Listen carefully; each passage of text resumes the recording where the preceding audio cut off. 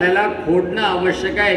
गैरसमज पसरवणारच fake narrative करून रडत बसण्यात अर्थ नाही।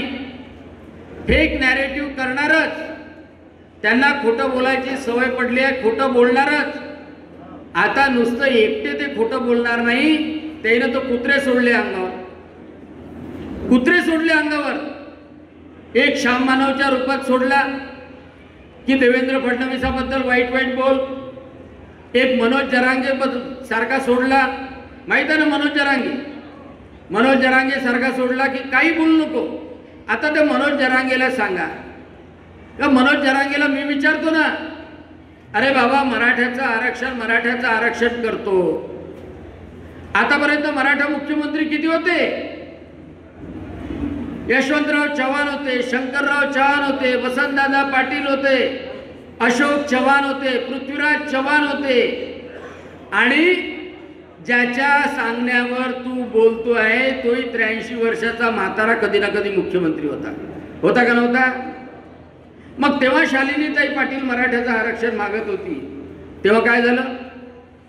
शालिनीताई पाटलाच्या वेळेला मराठ्याला आरक्षण भेटलं नाही। नरेंद्र पाटील आपल्यासोबत जे आहेत, त्यांचे वडील अण्णासाहेब पाटील, ते तर डिप्रेशनमध्ये गेले त्यामुळं, कारण की यांच्या या सगळ्या गोष्टीमुळं। आणि शेवटी त्यांनी स्वतःच्या डोक्यामध्ये गोळी घालून शहीदत्व पत्करलं।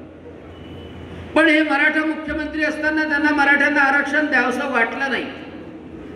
14 ते 19 मध्ये देवेंद्र फडणवीस मुख्यमंत्री असताना मराठ्यांना आरक्षण दिलं।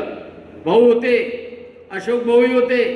आणि मराठ्यांना आरक्षण देताना सगळ्यांना सांगतो, कारण आपल्या विदर्भामध्ये मराठी जास्तीत जास्त 1 ते 2% आहे। सगळे बाकीचे आहे ते कुणबी आहे, तेली आहे, माळी आहे, लोहार आहे, सुतार आहे, कुंभार आहे, बाकीचे सगळे 252 जाती आहे। पण देवेंद्र फडणवीसांनी एक चांगलं काम केलं, ते तुम्ही लक्षात ठेवलंच पाहिजे, की मराठ्यांनाही आरक्षण दिलं होतं आणि ओबीसीच्या आरक्षणाला धक्का लावला। मोठ्याने सांगा, धक्का लावला का नाही? धक्का लावला नाही।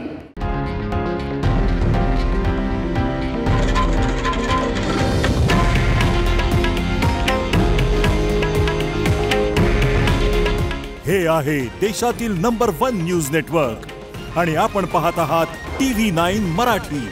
काळजी तुमची, हित महाराष्ट्राचं।